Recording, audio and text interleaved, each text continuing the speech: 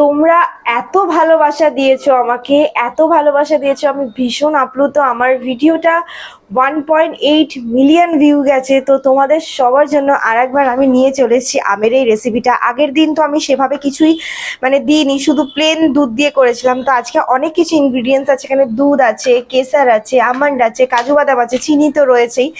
তো ভাবলাম প্রথমটা সব মানে আগের বারে তো প্রথম থেকে দেখাতে পারিনি, তাই ভাবলাম এবারে প্রথম থেকে দেখাই। তো আমি আম কাটাতে অতটা এক্সপার্ট নই, তাও আমি চেষ্টা করব। তো ইমপারফেক্ট হলেও কিছু করার নেই। তো ভাবলাম যে প্রথম থেকে সবটা তোমাদেরকে দেখাই, দেখতে থাকো।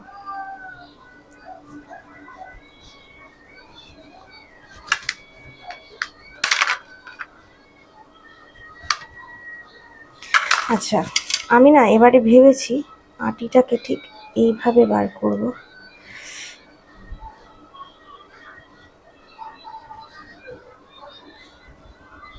আমি এটা হিমসাগর আম দিয়ে করছি, তোমরা যে কোনো আম দিয়ে করতে পারো। অ্যালফানসো দিয়ে করলে চলবে দিদি? এই নীলের একটাই আম, অ্যালফানসো। অ্যালফানসো। আমি খুব চেষ্টা করছি যাতে আর কি